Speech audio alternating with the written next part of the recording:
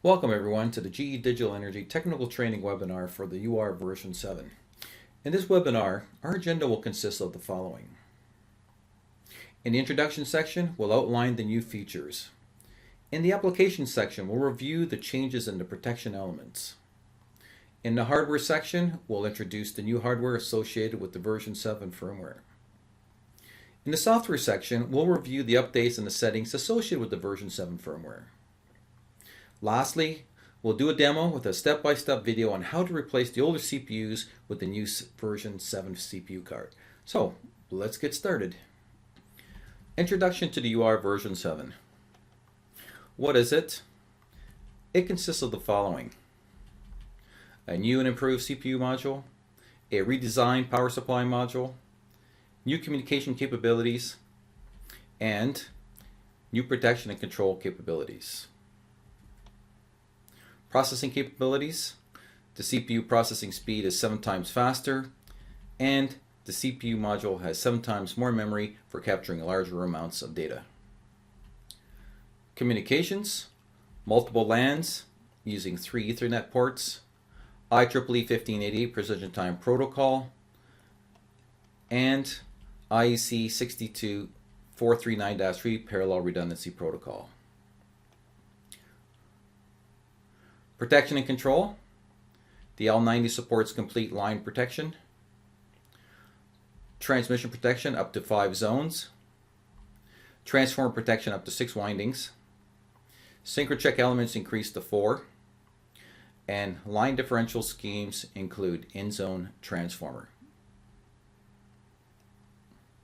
Synchrophaser: reporting protection and metering class PMU data up to 4 PDCs, and PMU data multicast via IEC 61850-90-5. Cybersecurity: password authentication exceeding NERC compliance, role-based access control model supporting authentication via Radius server, dedicated sequence of events with system log support, and password bypass that simplifies testing and commissioning. Applications. In this portion, we will discuss the additions, changes, and improvements that occurred in specific applications. Line protection and control in the L90. In the previous firmware versions, the L90's relay's main task was the line differential. The L90 now shares the core of the D60 relay, which is the distance function, and provides a high degree of sensitivity and selectivity for all types of faults. The distance function in the L90 comes with 5 zones of phase distance and ground distance and pilot schemes to provide the user maximum flexibility to cater to different applications, which include primary line protection and backup protection for bus bars, generators, transformers, and reactors. Each zone element for the phase and ground distance can be independently set as quad or mo characteristics, with the flexibility of designing different characteristic shapes to suit different power system conditions. This update allows the customer to standardize transmission applications into a single box. Application 2. Multiple sync check elements. The sync check element monitors the voltage difference, phase angle, and slip frequency to ensure proper breaker closure as per the user requirements. The UR firmware version 7 increases the number of synchro check elements UR devices support from 2 to 4 elements. Complex system configurations like breaker and half line terminal or residual voltage automatic transfer schemes may require more than 2 synchro check elements to provide optimal breaker close permissives, which traditionally leads end users to install additional single function devices, implement secondary voltage switching relays, or try non-traditional wiring techniques. UR devices with firmware version 7 deliver 4 independent SynchroCheck elements, which simplifies the SynchroCheck hardware requirements for these complex applications. Applications 3, the T60. As standard functionality, T60s can be applied to 4 winding power transformers up to 4 current sources used by the transformer differential algorithm. However, when additional windings or current sources are required, T60 relays can be ordered with any of the 6 winding software options available. 3 DSP modules are required. With previous firmware versions, the T60 with 3 DSP modules were restricted to order codes having 6 winding software options. Changes and restrictions now allow the T60 devices to support 3 DSP modules regardless of the 6-winding software option. Distance backup protections is also added to support 5 distance zones. The T60 capabilities also added a dedicated protection element for detecting rate of change of frequency. Support of a dedicated rate of change of frequency elements simplifies and standardizes settings. The rate of change of frequency elements added to the T60 shares the standard UR logic and settings for ROCOF elements. Restrictions related to 6-winding software options have been modified to allow the T60 with 3 DSP module configurations for 4-winding applications. Applications for G60. UR Firmware version 7 provides the G60 General Protection System a dedicated protection element for breaker failure. Previous to this firmware version, implementation breaker failure functionality required manual flex logic configuration, so supporting a dedicated breaker failure element simplifies and standardizes settings related to this functionality. The breaker failure element added to the G60 shares the standard logic scheme and settings that have been applied to breaker failure elements across the UR family. Application 5, Current Differential. The CT fail function was added to all UR relays with the current differential element such as the M60, G30, G60, T35, and T60 relays. The UR firmware version 7 provides UR devices that support current differential protection elements with 1 CT fail detection element per available current source. The CT failure element is designed to detect the problems with the current transformer used to supply the current to the relay. This logic detects the presence of a zero sequence current at the supervised source of current and checks for the absence of one of the following: a simultaneous zero sequence current at another source, a zero sequence voltage, or some other protection element.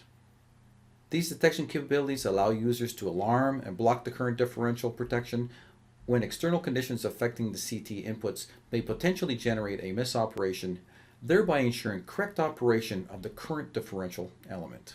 Application 6, Enhanced Auto Reclose Element. The auto reclosure feature is intended for use with transmission and distribution lines and 3-pole tripping schemes for single breaker applications. Up to 4 selectable reshots are possible prior to locking out. Each shot has an independently settable dead time. The protection settings can be changed between shots if so desired using flex logic. Logic inputs are available for disabling or blocking the scheme. The auto reclose element has been enhanced to allow the digital inputs to switch the auto reclose operating mode. In version firmware 7, it improves the auto reclose element by allowing end users to change the element's operating mode just by activating internal flex operands such as the contact input, virtual output, remote inputs, etc. The auto reclose element can have as many as 4 operating modes, each one of them having a new setting field: Mode 1 activation to Mode 4 activation, which supports internal flex operands.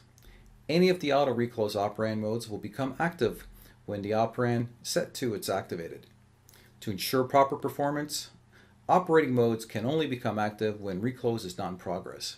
Furthermore, if more than one operand is activated, they are ignored, and the actual operating mode continues to be used. This kind of functionality is critical for end users who change the auto reclose operation mode based on a given external condition like the power system configuration, season of the year, etc. Application 7, Dealing with Heavy Traffic Service. Traditional substation LAN architecture deals with heavy traffic services.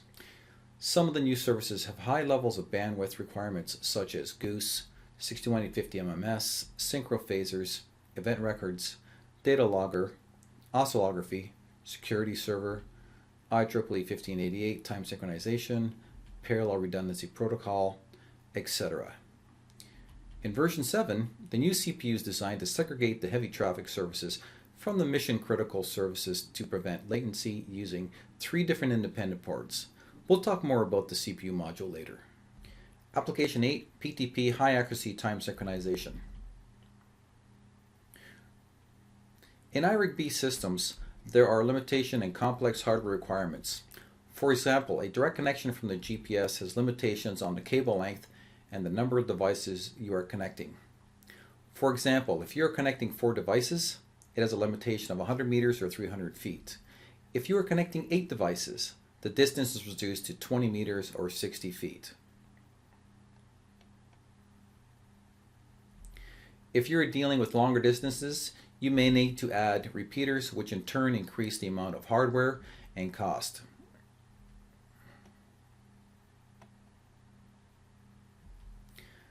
The PTP features eliminates the restrictions and additional hardware, making it more cost-effective. PTP is a protocol that allows multiple clocks in a network to synchronize with one another. It permits synchronization accuracies better than 1 nanosecond, but this requires each and every component in the network achieve very high levels of accuracy and very high baud rate, faster than normally used for relay communications. In a PTP system, the clock automatically organize themselves in a master-slave synchronization hierarchy with the best clock available, making itself the Grand Master at the top of the hierarchy. All others make themselves slaves and track the Grand Master. Typically, the Grand Master clock receives its time sync from GPS satellites or other link to the international time standard. If the Grand Master fails, the next best clock available in the domain assumes the Grand Master role. Should a clock on startup discover it is better than the present Grand Master, it assumes the Grand Master role and the previous Grand Master reverts to a slave. Application 9, Synchrophasers. The UR firmware version 7 uses a new synchrophaser data stream capabilities as per IEC 61850-90-5 to enable multicast synchrophasers. The new IEC 61850 standard technical report implementation defines how to stream synchrophaser data using the tools provided by the IEC 61850 standard, which enables multicast synchrophasers. Under IEEE C37.118, PMU devices must use a dedicated logical connection to serve synchrophaser data to PDC clients. So for one PMU device to report data to 4 PDCs, as many as 4 connections must be supported by the PMU device. This increases the communication architecture cost and requirements. By supporting IEC 61850-90-5, UR devices with PMU capabilities can publish multicast synchrophaser data that would reach all PDC devices subscribing to it.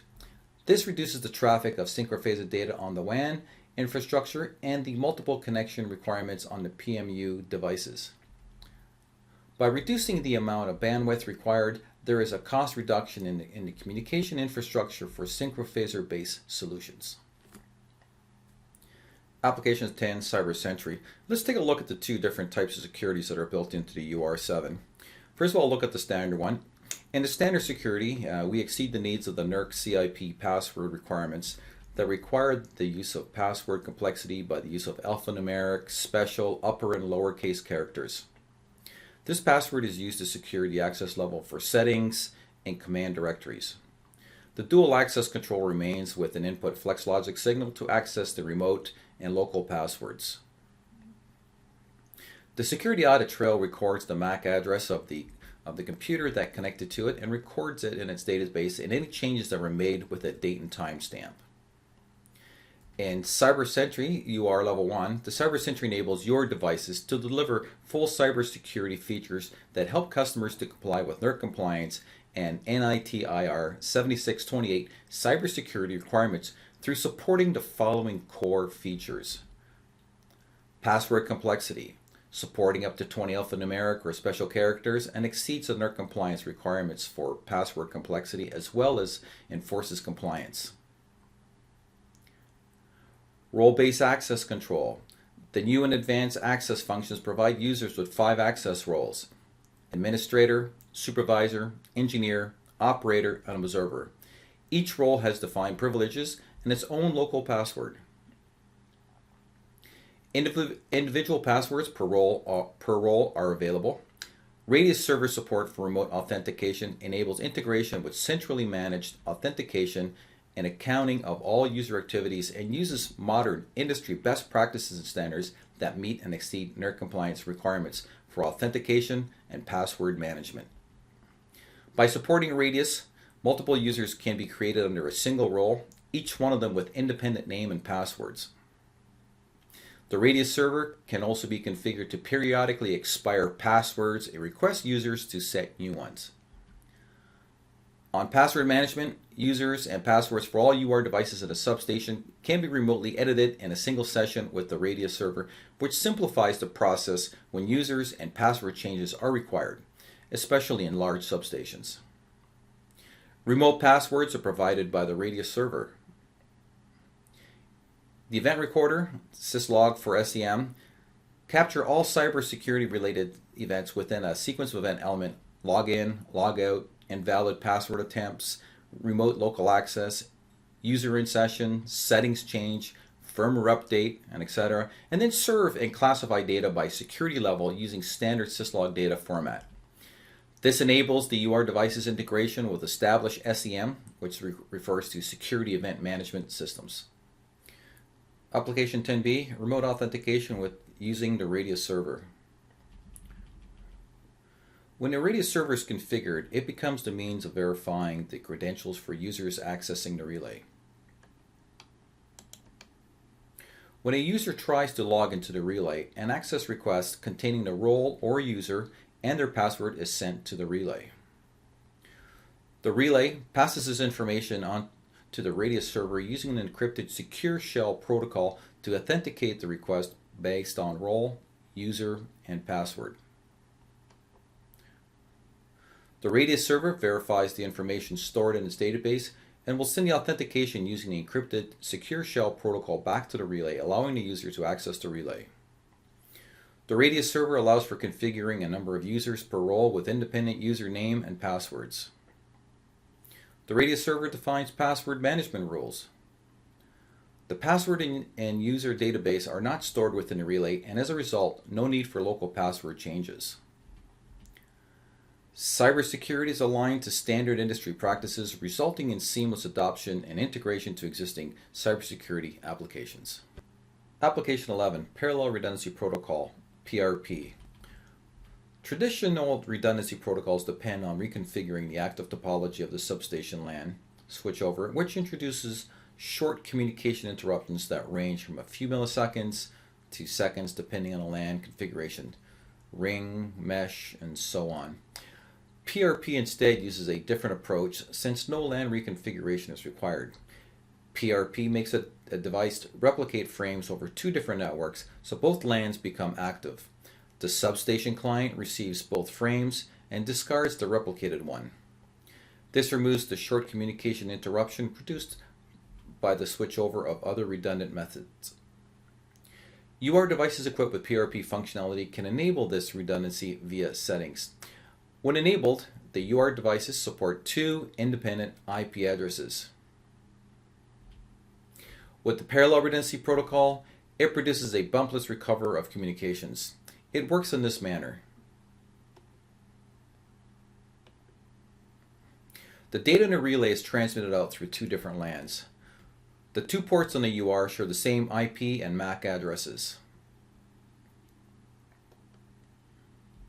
Whichever data frame arrives first at the client server will be used. The second data frame arrives a little later will be discarded. There is an increased network availability with the implementation of the PRP function.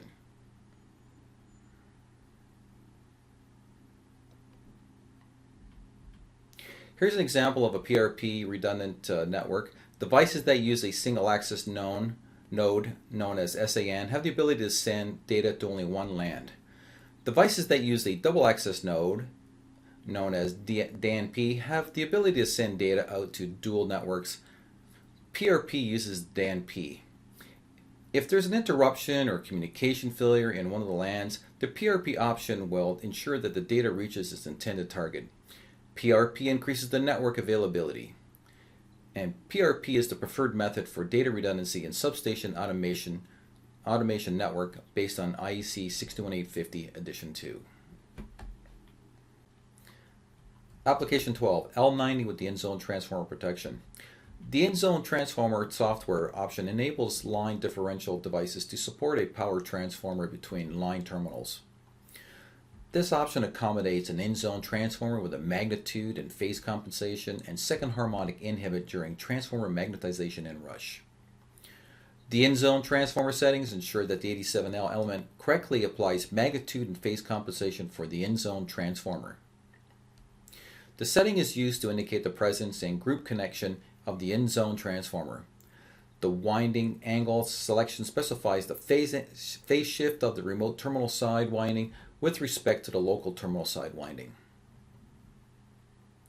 Only one in-zone transformer is allowed for both 2-terminal and 3-terminal applications.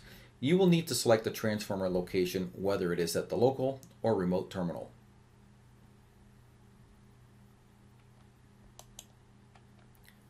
This option reduces the number of CT banks required by eliminating the need for a dedicated transformer protection. Application 13, Password Bypass option. Settings for independent local and remote password bypass have been added. The term local bypass refers to bypassing password requirements when using the push buttons or keypad, RS-232 front port, or RS-45 rear port interfaces. Activities through the local mode include view and changing settings, a review of the SOE without access to CyberCentury settings. The term remote bypass refers to bypassing password requirements when using the Ethernet port interfaces.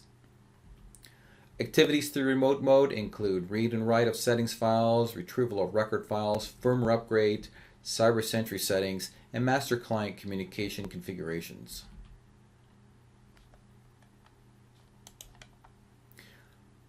The password bypass will provide customers with the access flexibility required when performing operations like testing, commissioning, and so on. During testing and commissioning, time could be wasted re-entering the password each time a test is performed. The password bypass removes the need to re-enter passwords after the login time has expired. The password bypass allows for increased commissioning and testing productivity. The NERC compliance is maintained by requiring administrative privilege to enable this feature.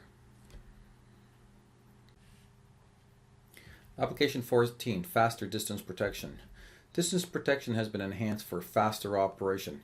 Activated by the disturbance detector, the phase and ground distance protection elements have been modified to allow shorter operating times to distance zones 1 and 2. An improved distance algorithm, fast distance, now runs in parallel to the existing one, the standard distance.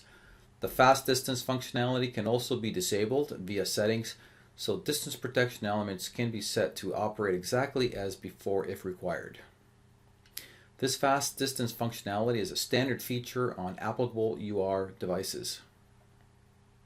This slide shows the operating performance for a 50 Hz system with a system impedance ratio of 30 for both the ground distance and phase distance protection. There is an improvement on average of 33% faster operating times.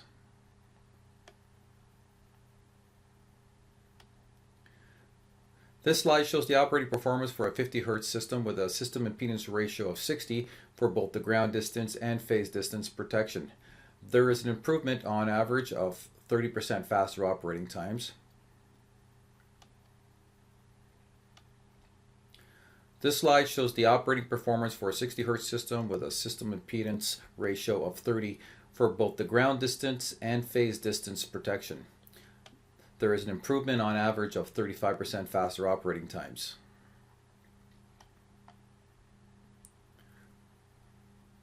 This slide shows the operating performance for a 60 Hz system with a system impedance ratio of 60 for both the ground distance and the phase distance protection. There is an improvement on average of 32% faster operating times. This slide shows the ground distance and phase distance time curves for a 60 Hz system at nominal system frequency. These operating time curves are available in the D60 instruction manual. Application 15, Supervision for a power swing. New negative sequence current supervisor improves selectivity of the power swing element. The power swing element is generally used to ensure distance protection selectivity by blocking distance elements in those cases where the impedance locus goes into any distance zone as a result of a power swing event. However, since specific fault types can seem like a power swing event, the power swing element has been changed to be supervised by negative sequence current.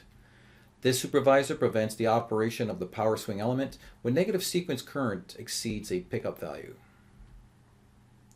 So it detects slow evolving faults that may look like a power swing, and this new supervisor increases the selectivity of the power swing element. Application 16, Phase Selector to block distance zone flags. Phase Selector supervises phase distance elements for improved protection selectivity. Phase distance elements can operate when sensing the following fault types: three-phase, phase-to-phase, phase-to-phase to ground, and single-phase to ground. With the latest firmware release, the phase selector element supervises the operation of the phase distance element when sensing a single line to ground or a phase-to-phase to ground fault type. Thus, once ground distance elements are picked up, it prevents phase-to-phase elements from tripping. For instance, a phase A to ground fault makes the ground distance element operate, so for phase A, but prevents operation of distance elements phase AB and or CA. This new supervisor also maintains selectivity for evolving faults that go from a single line to ground or a phase-to-phase ground type to a phase-to-phase type. The enhanced selectivity simplifies fault event analysis. Application 17, Flexible Pilot Schemes. A new directional comparison blocking DCB1 element extends UR pilot scheme capabilities. In the conventional directional comparison blocking scheme, the element is hard-coded for the use of Zone 2 operation and ground directional in the forward direction. The new DCB1 element allows for additional pilot scheme flexibility. The DCB1 pilot scheme element operates the same way that the regular DCB scheme does, except for the hard-coded connection to distance and directional overcurrent elements that were changed to allow users to select from any supported flex logic operand to identify forward or reverse direction faults, such as ground directional overcurrent. There is no longer dependency on distance zone 2. The operator selects the operand for direction forward, direction reverse, and force direction block stop. This gives the user more flexibility and better coordination when employing this scheme. This allows the user to implement DCB schemes using solely directional elements to achieve better coordination or to fit other DCB non-traditional applications. Application 18, Extended PMU capabilities.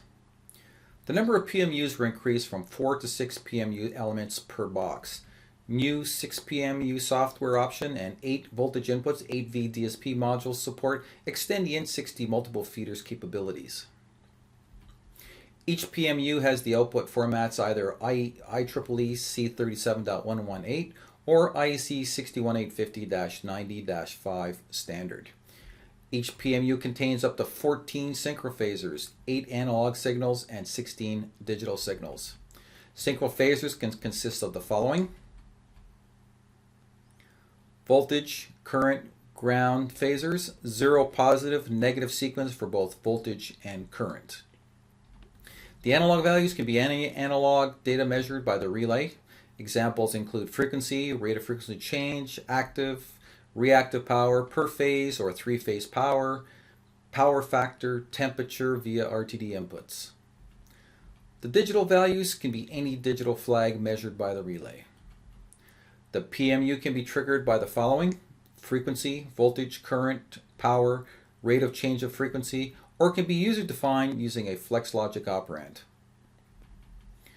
Reporting rates of 1 to 60 times per second for P and M class. For P class only, the reporting rate is 100 times per second at 50 Hz and 120 times per second at 60 Hz. PMU calibration can be performed on both the magnitude and angle to shift the phasers for better accuracy.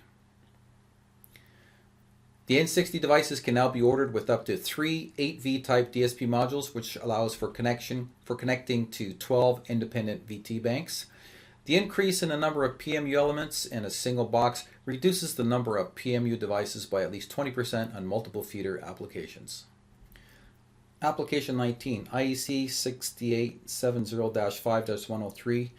Your devices support the IEC 60870-5-103 communication protocol. This serial communication protocol is also known as IEC 103. Standard IEC 60870-5-103 defines a multi-point communication protocol via which information can be exchanged between a control system, supervisor or RTU, and one or more protection devices. The control system is the master and the protection devices are the slaves. This protocol is mainly used in Europe, India, and Latin America and is available via the RS-45 port. Below is an example of the combination of software that can be combined with the UR relay. Application 20, German language support. This firmware version adds German language to the 5 already supported languages. Firmware, UR setup software, and instruction manuals are available in German. The languages supported by UR devices so far are English, French, Chinese, Russian, and Turkish. The implementation is all at the software, firmware, and documentation levels. Application 21, additional IRC modules 2i and 2j. Here we introduce 2 new types of inter-relay communication modules. These modules combine existing module interfaces direct fiber and C37.94 to enable hybrid channel redundancy. They are designed to interface with IEEE C37.94 compliant digital multiplexers or an IEEE C37.94 compliant interface converter for use with digital input and output applications. The IRC communication modules are configurable to operate at either 64 kilobytes per second or 128 kilobytes per second. The new codes and description for the new IRC modules are as follows. The 2i, channel 1 has IEEE C37.94, 820 nanometer multi-mode fiber, 6428 kilobits per second. Channel 2 being 1300 nanometer single mode laser. The 2j being channel 1 being IEEE C37.94 with an 820 nanometer multi-mode, 64/128 kilobits per second. Channel 2 having a 1550 nanometer single mode laser. Application 22, enhanced polarity criteria for neutral directional overcurrent element 67N. 2 new polarizing methods added to existing neutral directional overcurrent elements to improve protection selectivity. Neutral directional overcurrent elements depend on zero sequence voltage, V0, or ground current for polarization, and users can choose among the 3 polarization methods: current, which uses ground current, voltage, which uses zero sequence voltage, or the dual ground current or zero sequence voltage. In the latest firmware version, 2 new polarization options have been added: dual V, which gives priority to zero sequence voltage polarization but uses ground current polarization if no zero sequence voltage signal is present. Dual I gives priority to ground current polarization but uses zero sequence voltage polarization if no ground current is present. Regardless of the selected methods, if neither zero sequence voltage or ground current are present, the element does not provide directionality. Application summary. Let's summarize what we've just reviewed. The L90 line differential relay comes standard with full distance protection, includes 5 zones and pilot schemes. Additional synchro check elements added, increased from 2 to 4. The T60, the current differential element, supports 6 windings and 5 zones of distance backup protection. The G60 now has a 50 breaker failure element that was not previously available. A CT fail function added to all relays that support current differential. Auto reclose element has been enhanced to allow digital inputs to switch the auto reclose operating modes.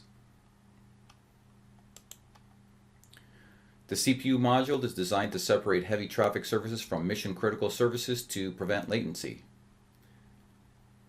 IEEE 1588 Precision Time Protocol PTP has been added for ease of use and reduction of hardware and wire length restrictions based on the iRig-B designs. Synchrophasers can be transmitted in either C37.118 format or the new IEC 61850-90-5 format. There's the addition of the NERC compliant password for accessing the relays, which includes the introduction of CyberCentury that adds a role-based access control, a radius server configuration, and a system log. We introduced the Parallel Redundancy Protocol, PRP, to ensure data reaches its destination. In-zone power transformer functionality to ensure the 87L element operates correctly, utilizing magnitude and phase compensation for the in-zone transformer. This eliminates the need for a dedicated transformer protection. When using Cybersecurity, a password bypass to allow users easier access to the relay configuration during testing and commissioning. Retuned distance protection element for faster operating time. Improved selectivity towards power swing blocking and distance protection operation by introducing a negative sequence current supervisor. Enhanced selectivity for single line to ground and phase to ground type faults to simplify fault analysis. A new directional comparison block, DCB1, that uses any protection element for directional forward, directional reverse, and force block stop. The standard directional comparison block, DCB, still exists utilizing phase and ground zones 2 and 4. The PMU elements have increased in number from 4 to 6 with independent PNM class PMU data. Adaptation of the IEC 60870-5-103, or otherwise known as the IEC 103 communication protocol, has been added. We've implemented the German language, which is our 6th language supported by the UR relays. 2 additional inter-relay communication modules, 2I and 2J, have been included. They support a hybrid channel redundancy with the use of IEEE C37.94 protocol. And finally, for neutral directional overcurrent, we have a new polarization modes that allow for dual polarization, prioritizing voltage or current polarization. Section 3, Hardware. Version 7 firmware introduces the new CPU and new power supply modules. In this section, we will review the changes and improvements that occurred within these modules. CPU module. The version 7 CPU module shares the same form, fit, and functions as its predecessor. The microprocessor is 7 times faster and the memory is approximately 7 times larger. There are 3 independent Ethernet ports that can have their own MAC and IP addresses. Port 1 is a purpose-dedicated LAN, whereas ports 2 and 3 can either be independent or redundancies of each other. Each port's connector is a connector that is a small form-fit pluggable connector. In the event that the connector gets damaged, it can be very easily replaced by sliding out the damaged connector and replacing it with a new one. 3 CPU module types are available. 9T, which has 3 100 base FX with LC type connectors. The 9U, where port 1 is a 100 base T RJ45 type connector. Ports 2 and 3 are 100 base FX with LC type connectors. And the 9V is 3 100 base T RJ45 connectors. The new CPU module fits directly into the location of the existing CPU with minimal hardware changes. CPU oscillography. The table from the manual shows the comparison between the version 6 CPU module and the new version 7 CPU module. Loading the oscillography setting to the maximums, saving 32 records for 2 DSP modules with a sampling rate of 64 samples per cycle, tracking 63 digital signals and 16 analog values, we can store up to 124 cycles per record. Under the extreme capabilities of the oscillography, we can capture almost 2 seconds of data. The extended memory captures up to 13 times more waveforms from previous CPU modules. Upgrades are seamless with the new CPU version 7. When updating the UR relay from the previous version of CPU modules to the new version 7 CPU module, no modifications to the frame are required for either the vertical or horizontal UR relays. No changes to panel cutouts are required. No need to disconnect any wires from the relay other than the Ethernet cables. No need to perform wiring tests or terminal step inspections because no wires are being removed. One interface on the back needs to be replaced. This entails the removal and replacement of 4 Phillips screws. Modular design provides a seamless upgrade resulting in savings of up to 50% on retrofit projects. Power supply module. The new power supply module has the same form, fit, and function as the previous versions. Key design features are: the high voltage power supply module can handle a higher input voltage range. Output power has been increased to 45 watts. Voltage rail monitoring occurs on all voltage rails. The new power supply can handle higher isolation voltage levels. All the electrolytic capacitors except for one have been removed from the design. The power supply module contains an overtemperature sensor that will shut down the power supply at 105 degrees Celsius. The power supply module comes standard with H2S conformal coding. The power supply is backwards compatible with all UR relays for any firmware version. There's a new part number for the 3rd generation power supply. It's labeled as UR-SH for high voltage power supplies and UR-SL for low voltage power supplies. It is a direct replacement for previous generations of power supply modules. No hardware modifications to the UR case are required. All UR relays as of April 24th are shipped with the new power supply. A summary of the hardware. A new CPU module has been introduced in version 7. It is available in 3 model types, 9T, 9U, and 9V. The CPU microprocessor is operating 7 times faster than the previous version. 7 times more memory is available for data collection, such as the oscillography. There are 3 Ethernet ports that come standard that can be configured with different IP addresses, or port 1 can be a designated LAN with port 2 and port 3 being configured for redundancy. The Ethernet port speeds are fixed at 100 megabits per second. Minimum effort is required to upgrade to the newest CPU module. It has the same form, fit, and function. It is common to all the URs.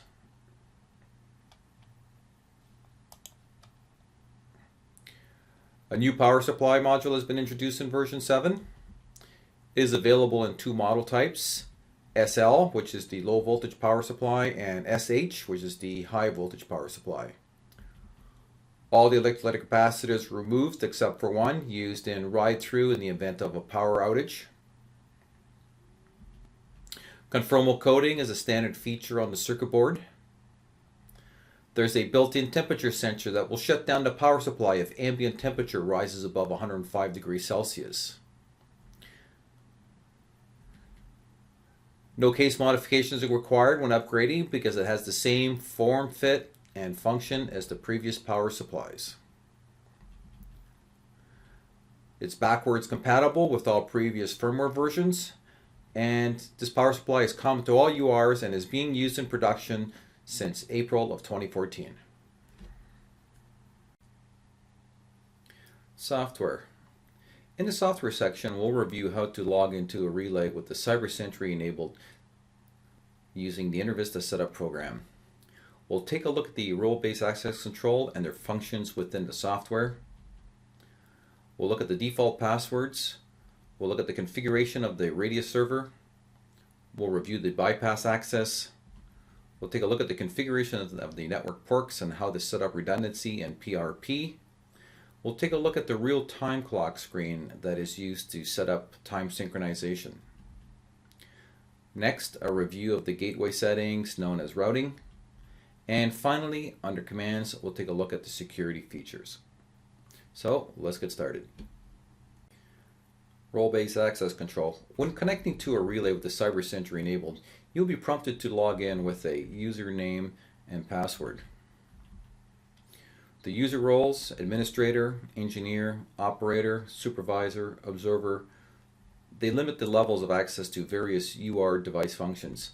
This means that the InterVista software allows for access to functionality based on the user's logged in role. The administrator has full read-write access to the relay. Only the administrator can retrieve records and update firmware.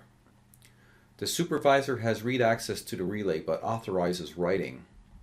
The engineer has read-write access like the administrator except for access to the CyberCentury, record retrieval, and firmware updates. The operator has read access to everything except read-write access to the commands menu. The observer has read access only. The factory password for all usernames is changeme1 hashmark. Login is required anytime you are reviewing or accessing information from the relay. If you want to view any settings or data through the front panel, you must log in as one of the roles. If you are retrieving data using the InterVista setup program, you must log in as one of the roles. You cannot have concurrent connections. That means you cannot have a user logged in as an administrator at the front panel and have another user logged in as an administrator using the InterVista setup program at the same time. However, you can have one user logged in as administrator and another logged in as an engineer. The radius server.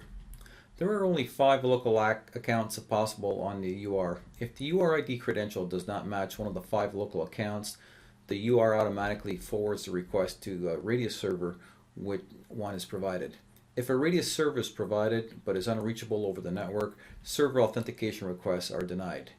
In this situation, use local UR accounts to gain access to the UR system. Here in this screen, we can configure the radius server, the IP address of the main radius server, the primary authentication port, the primary accounting port, the vendor ID, an identifier that specifies radius vendor specific attributes used with the protocol, radius authentication method, and a radius authentication shared secret word used in authentication. It typically displays as asterisk, and this setting must meet the CyberCentury password requirements. In this screen, we can also change the default passwords for the different roles and configure the syslog server IP address and port number. Password bypass access. From the supervisory menu, the bypass access security feature provides an easier access with no authentication and encryption for those special situations when this is considered safe. Only the supervisor or the administrator, when a supervisor role is disabled, can enable this feature. We have the choice of either bypassing local or remote or both. Network port configuration. As mentioned before, the new CPU module has 3 Ethernet ports that can have independent IP addresses or be configured for redundancy. The Ethernet ports are fixed at 100 megabits per second with either copper or LC single mode fiber connections. Goose messaging can be used on all the ports. Port 1 is typically configured for a dedicated LAN, whereas ports 2 and port 3 can be configured for 3 different configurations: independent, failover, or PRP redundancy. In the pull-down menu for port 2 redundancy, we see the following choices: none, failover, or PRP. If the redundancy is set to none, port 2 and port 3 operate independently of each other. Each have their own IP address and subnet mask. If the redundancy is set to failover, port 3 shares the same IP address and subnet mask as port 2. Only port 2 is active when communication is active. If a disruption occurs on port 2, then port 3 becomes active. If port 2 recovers, then port 3 becomes inactive and port 2 becomes the active port. If the redundancy is set to PRP, port 3 shares the same IP address, subnet mask, and PRP multicast address as port 2. The concept of PRP is that port 2 and port 3 are using different paths, LAN for example, to reach the server. Whichever data arrives first is used, the later one is discarded. A guarantee that the data reaches its destination. Real-time clock. The relay contains a real-time clock to create a timestamp for communications protocol as well as for historical data such as event records and oscillography. Under Real-Time Clock General, there is a setting for Synchronizing Source. The Synchronizing Source configures the priority sequence of the time synchronization sources to determine which of the following available external time sources to use for time synchronization. A setting of none causes the RTC and the synchrophaser clocks to free run. The free run is the PP setting known as power profile, which is the internal clock based on IEEE standard C37.238.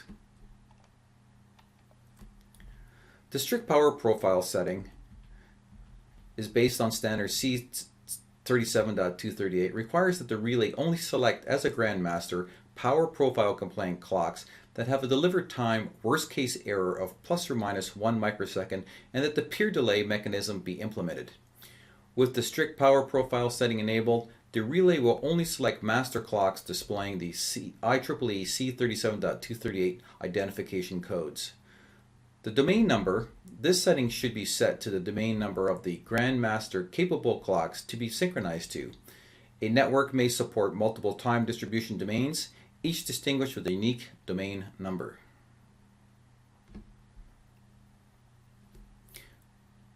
The path adder, this is used to compensate to the extent practical for time delivery delays not compensated for in the network.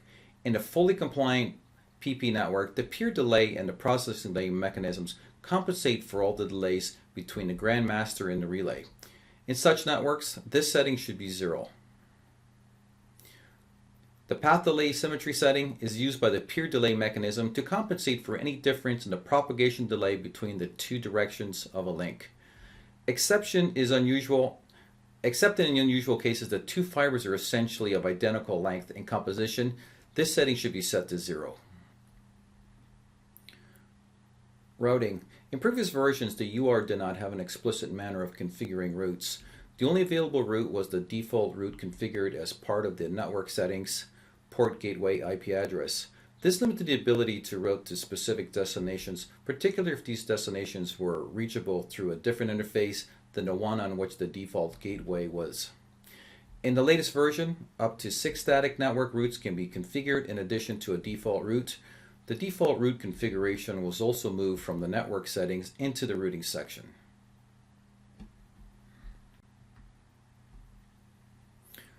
Under the command security screen, with the cybersecurity option enabled, this allows us to forcibly log off any role, regardless if it is the administrator, engineer, or operator. In this screen, we can also clear security data that allows the supervisor to forcefully clear all the security logs and clear all the operands associated with the self-tests. Software summary. So in summary, we reviewed the role-based access control and the accesses associated with each role. The default password for each role is change when you want hash mark and is based on NERC compliance and can be changed for each role. We reviewed the screen necessary for configuring the Radius server. We reviewed the screen to enable the bypass access for both local and remote connections. We took a look at the communications port and how to program the 3 Ethernet ports for both independent and redundancy configurations. We reviewed the real-time clock and how to configure the PTP configuration. Changes in the default gateway configuration allowed for 6 static network routers. Review the security screen where the roles can be forcefully logged and security data cleared. In the demonstration, we're going to perform the following. We're going to take a relay with version 6 firmware, and we're going to save the settings. We're going to remove the version 6 CPU module. We'll remove the communication bracket on the back. We'll replace the new communication bracket at the version 7 type. We'll replace the version 7 CPU module. We'll update the order code in the CPU memory, and then finally we'll write the settings to the relay. In our demo section, we're going to convert a version 6 CPU card with a version 7 CPU card. So here we have an F60.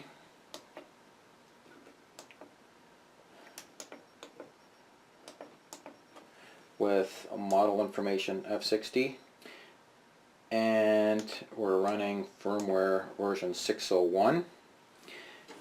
Inside the relay, this is what our CPU looks like. This module right here, so this is our version 6 CPU card. So the first things before we do our conversion, we need to save our settings. So the first thing we're going to do is we're going to take our file and we're going to save the settings.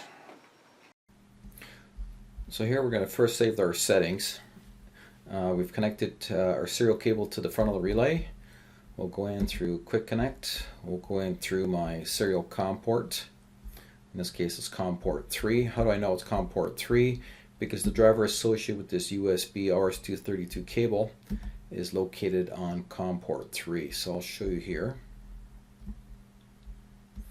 There it is, our driver for this cable, COM 3. We'll connect.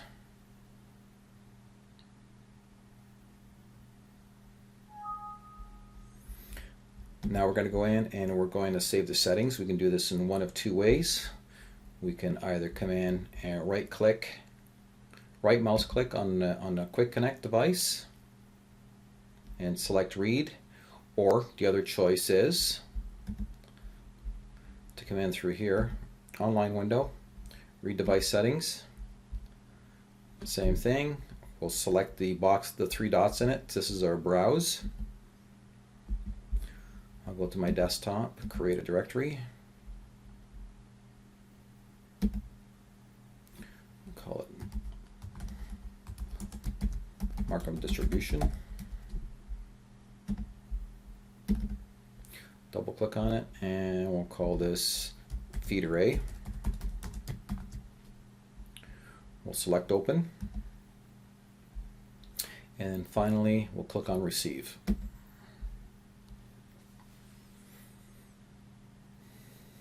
Are you sure? Yes.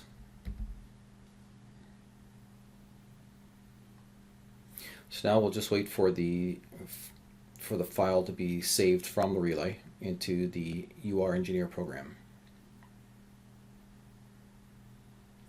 All right, great. So now we've got the file saved, and now we're going to go in and we're going to change the hardware. Now, the first thing we're going to do is we're going to remove the serial cable.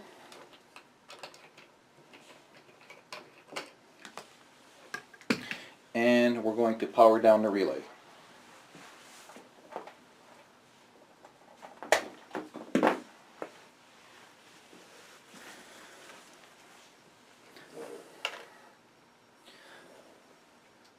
Now we can safely remove the CPU module.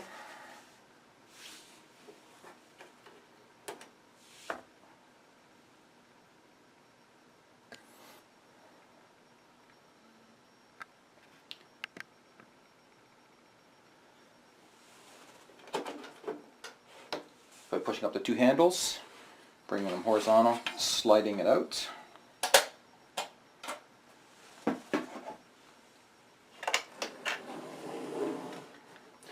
We'll need to spin this around because we need to change the hardware on the back.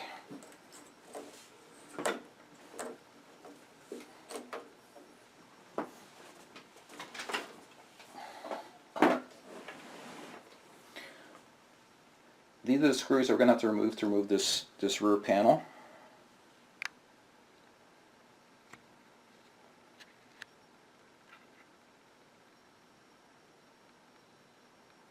So we're going to need to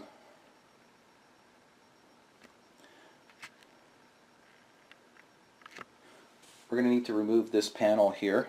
There's 4 screws.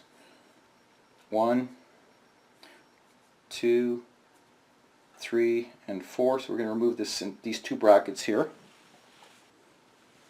So we're going to remove these screws now.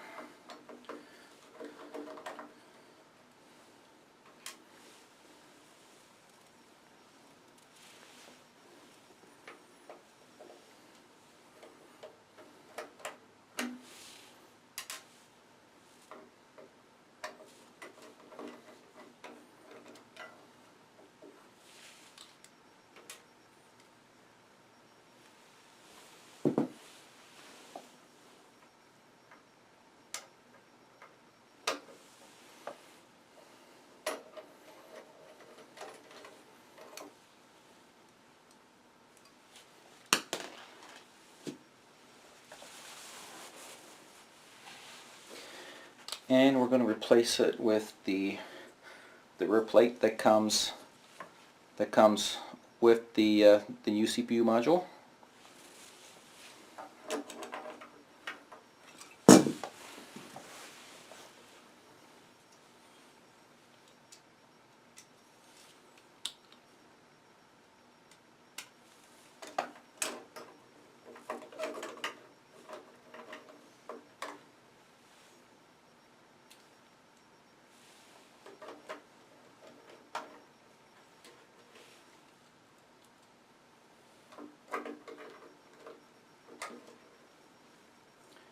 And one more in the bottom.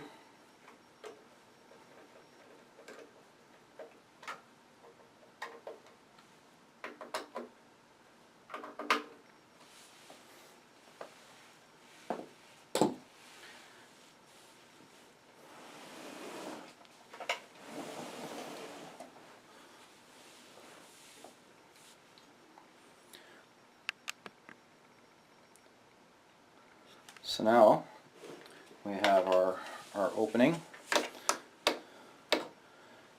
This is our new CPU module that we're going to be installing. It's type U, where port 1 is the copper, ports 2 and 3 are fiber. So we'll insert this in the same way.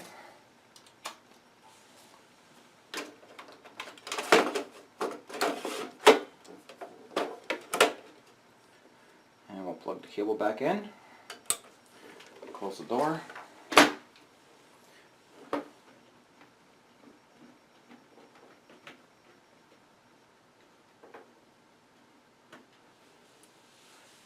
And we'll power the relay back up.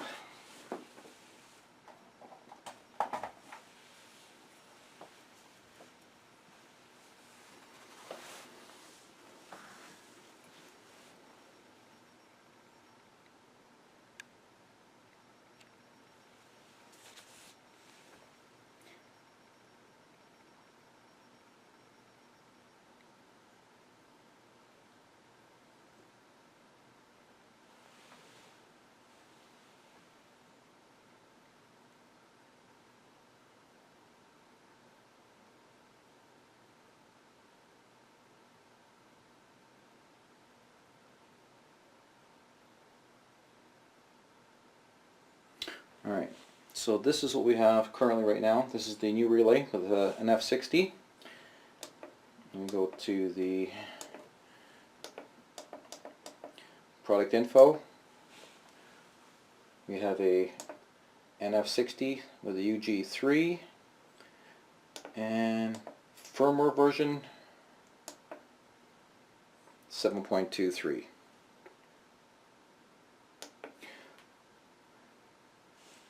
This module has the Cybersecurity turned on, so the very first thing that we need to do is we can either log into the front screen, or we can make it a little bit simpler. So we can connect with our serial cable.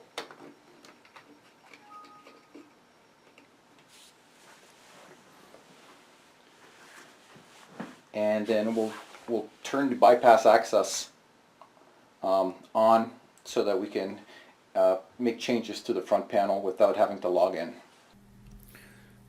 So now the first thing that we need to do, now that we've got the new CPU module in place, is we need to do a quick connect again.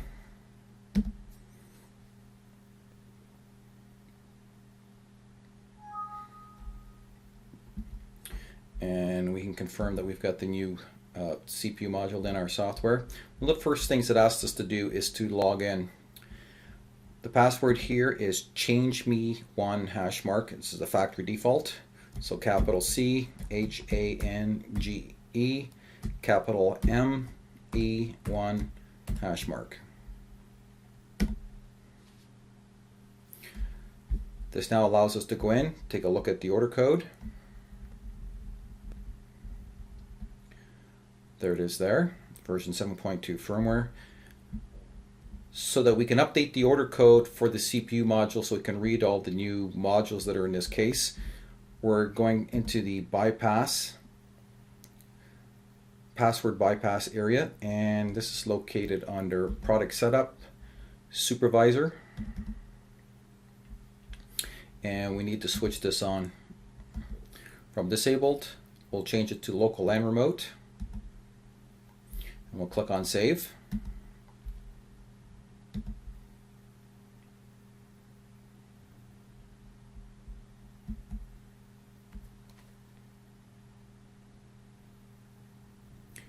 This has now enabled the bypass access.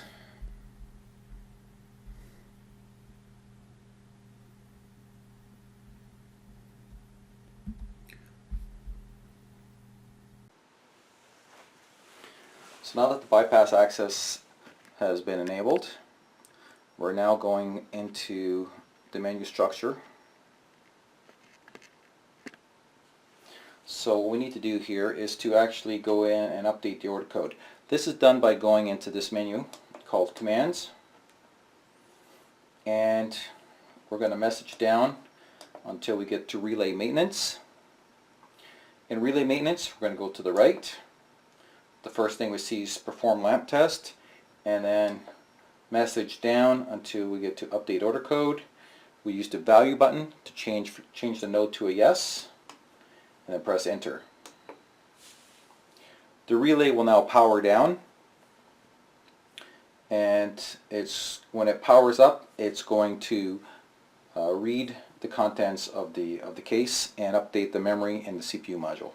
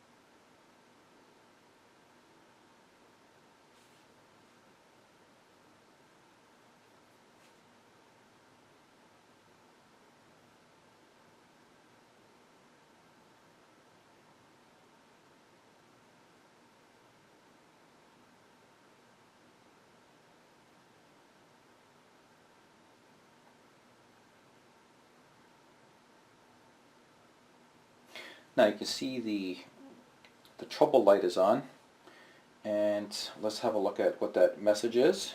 So we press menu till we get to targets, and the message is unit not programmed. To clear this setting, let's verify everything's okay. We'll press the menu button till we get the settings. Under product setup, we need to go to installation. So we're going to go to the right, and we're going to scroll down until we get to installation. We'll go to the right and change it from not programmed to program by using the value key. Pressing enter. Local access denied. So once again, we have the choice of either logging into the front relay, or we can use the software to bypass the password. So let's go back to the software. So here we are again. We're going to bypass the access again. We're going to do another quick update. Make sure we've got the latest update.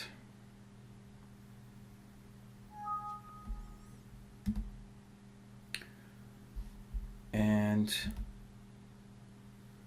now we'll have to log into the relay again because the cybersecurity.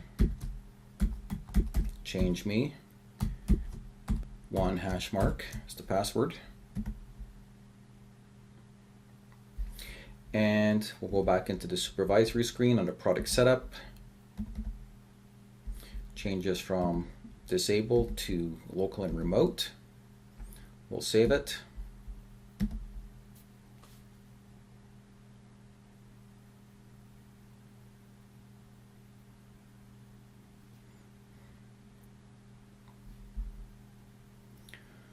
Okay, that's great. So the point now is to load the version 6 settings file into the version 7 CPU. So if we take a look at these two,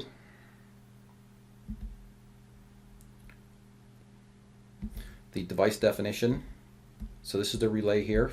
This is the relay's device definition, and this is the device definition for the original settings. And what we're going to do is, what I like to do is, I like to make a copy of the original and modify the copy. So what we're going to do first is we're going to make a duplicate. And immediately it's named copy of the original. We're going to go back and rename this by right-clicking on the file, selecting rename.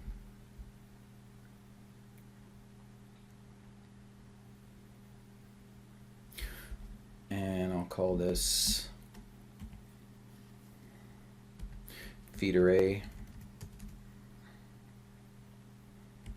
version 7.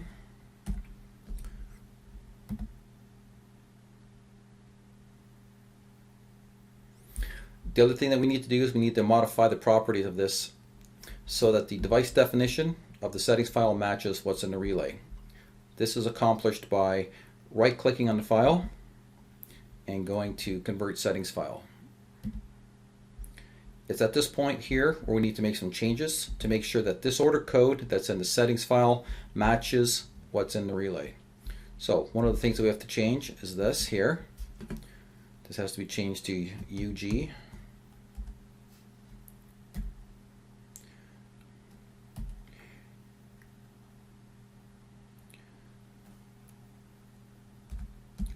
H, 6A. So I'm just typing it all out again.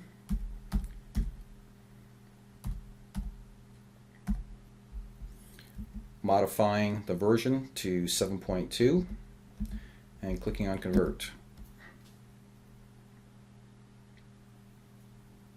If we don't do this, the software will not allow us to transfer the file, the settings file, into the relay. It does two checks. One of the checks is to confirm that the order code matches what's in the relay. Number two, it verifies that the firmware versions match between the settings file and the relay. When this is finished doing the conversion, it's going to produce a table for us in the big screen on the right and describing what the changes are between version 6 and version 7.2.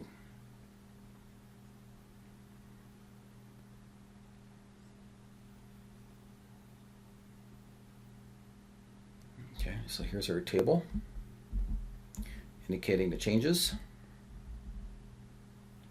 These are the settings that are no longer available to us and the settings that are available to us.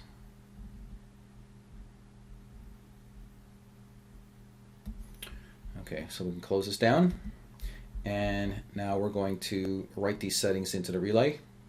So right click on the file, write settings file to device. Our device is the quick connect device. Click on send. Are you sure? Yes.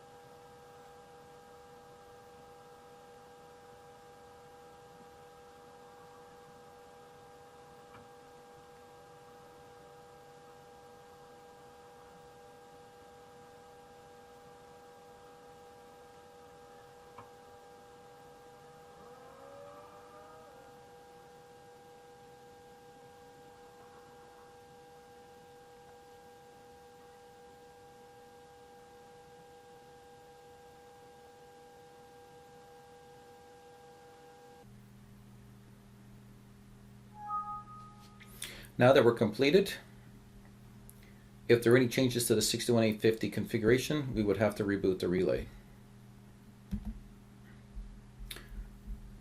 The settings are now inside the relay.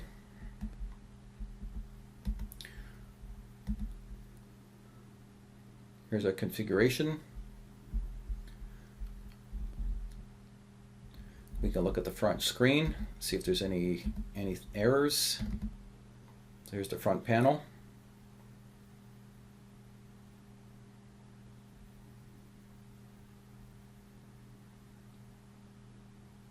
It says unit not programmed. Trouble light is on.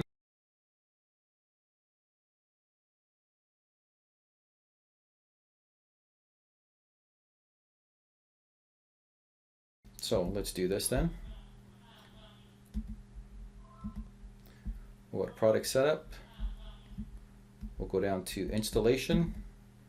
We'll change this from not programmed to programmed.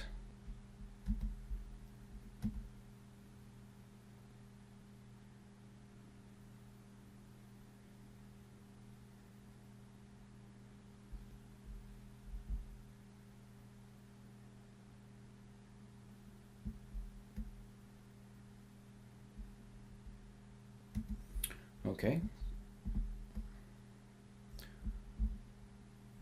Let's confirm that we have a connection.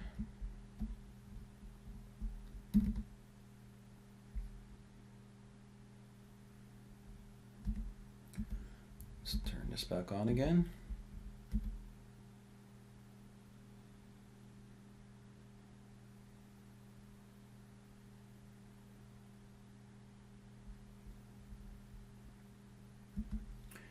And let's verify that we log back in.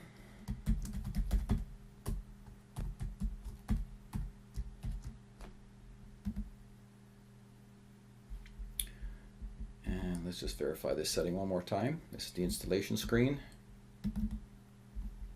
Change it from not programmed to programmed.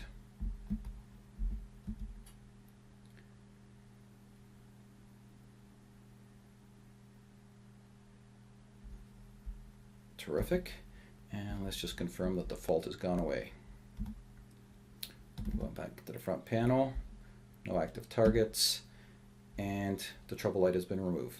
So that completes our demo of the conversion from a version 6 to a version 7 CPU module. Thank you.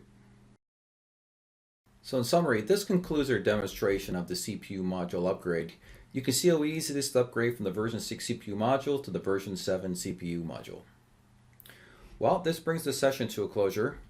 Before you go, I would like to thank you for attending this session, and we hope you found it useful and informative. With these sessions, there is not always enough time to answer all the questions or cover all facets of a topic, so please look out for our future technical webinar offerings as we continue to build our webinar course library. In this regard, we want to stay connected with you. We can do this through various medias, for example, YouTube, LinkedIn, Twitter, through subscription to our newsletter, our web pages, or simply drop us an email.